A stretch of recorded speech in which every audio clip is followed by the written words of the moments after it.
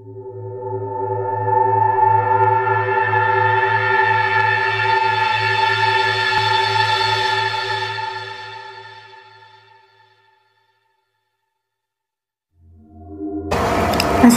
warahmatullahi wabarakatuh. Hari ini saya akan menceritakan sebuah kisah horor yang dialami oleh mama saya beserta teman-temannya saat liburan di sebuah villa. Pada awalnya tidak terjadi apa-apa hingga akhirnya pada malam hari pukul 12 malam mereka semua terbangun dikarenakan mereka mendengar suara tawa yang sangat melengking. Saat dicari sumber suara tersebut, mereka tidak menemukan apapun. Hingga akhirnya mereka menyerah dan mereka kembali tertidur. Dan pada pukul 3 pagi mereka kembali terbangun dikarenakan mereka kembali mendengar suara yang sangat janggal, yaitu mereka mendengar sekumpulan orang yang sedang berenang. Dan saat mereka melihat ke arah luar jendela yang mengarah ke kolam renang, mereka tidak melihat apapun selain kesunyian. Mereka pun bertanya-tanya, siapa yang sedang berenang pada pukul 3 pagi? Hingga keesokan paginya, semua kejadian pada malam hari itu terjawab.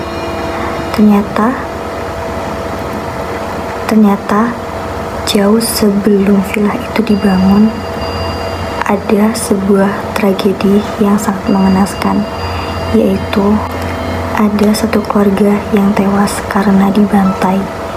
Sejak saat itulah villa itu menjadi angker. Sekian video dari saya. Terima kasih. Kali ini saya akan menceritakan kejadian horor yang saya alami bersama teman saya. Kejadian ini terjadi saat bulan Ramadan tahun lalu. Pada hari itu, kami akan sholat subuh jamaah di masjid yang terletak agak jauh dari rumah. Selesai makan sahur, kami duduk-duduk menunggu azan subuh di teras rumahnya. Suasana pagi itu cukup sunyi. Tibalah saat azan subuh, kami jalan menuju masjid tersebut. Pada saat perjalanan, kami bersenda gurau agar suasana tidak terlalu sunyi. Lalu, tibalah di masjid, kami melakukan sholat jamaah bersama. Sepulang dari masjid, suasana perjalanan sangat sunyi.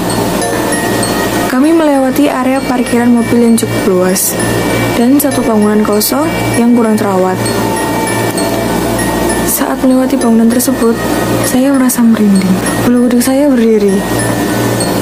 Saya merasa ada yang melihat saya. Ketika saya melihat ke arah bangunan tersebut, ada jendela kecil. Sekilas saya melihat jendela tersebut. Saat saya melihat jendela tersebut, saya melihat kepala yang bergelantungan. Dan pada saat itu juga, saya merasa ketakutan dan langsung lari. Teman saya juga ikut berlari ketakutan karena sunyinya suasana kali itu. Hingga pada siang hari, saya menceritakan kejadian pagi itu. Dan kami memutuskan tidak akan melewati tempat itu saat sunyi. Halo teman-teman, perkenalkan nama saya Amiata Betutanya. Di sini saya akan menceritakan kejadian-kejadian aneh atau kejadian-kejadian horor yang sering saya alami di kos-kosan saya, di mana kejadian itu terjadi sudah berkali-kali. Bahkan sering kami anak kos menemukan kejadian tersebut, dan kejadian itu terjadi waktu berkisar jam 1 atau jam 2 ke atas, di mana di situ merupakan jam-jam istirahatnya kami anak kos, atau sudah tidak ada lagi beraktivitas di luar kos. Tapi sering saya dengar keganjalan yang aneh di luar kos, yang dimana saya mendengarkan ada suara langkah kakinya orang, terus ada yang bersihin kos, nyapu dalam kos, bahkan ada yang muter keran air. Nah, situ saya bingung loh, kok udah sejam gini ada yang masih bersihin kos. Saya pikir ada kakak kos yang bersihin kamarnya. Lalu saya keluar dari kamar, ngecek apakah ada yang bersihin kamarnya. Ternyata begini, pas keluar, loh kok nggak ada orang. Nah, di situ muncullah perasaan takut saya, terus bulu badanku semua pada merinding. Langsung saya lari kembali masuk ke kamar saya. Saya tidur,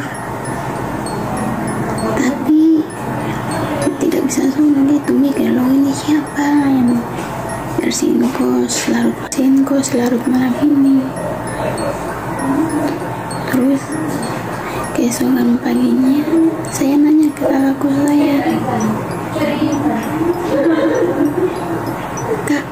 kakak sering nemuin hal-hal yang ganjil atau yang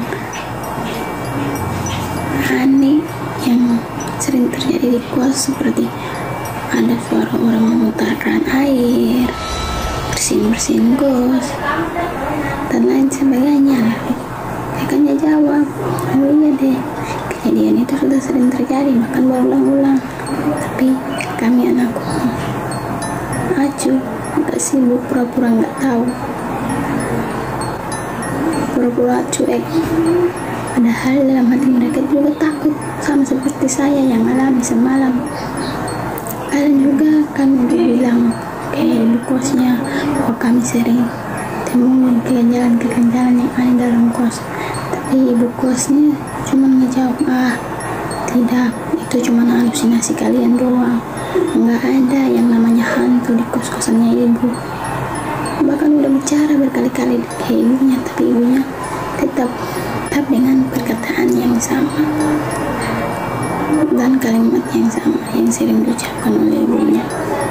Di situ kami anak kos mulai berpikir, ini pasti ada yang ditutup-tutupi oleh ibu kos kami. Tapi ya, kami acuh tahu dan ya masa bodoh aja lah.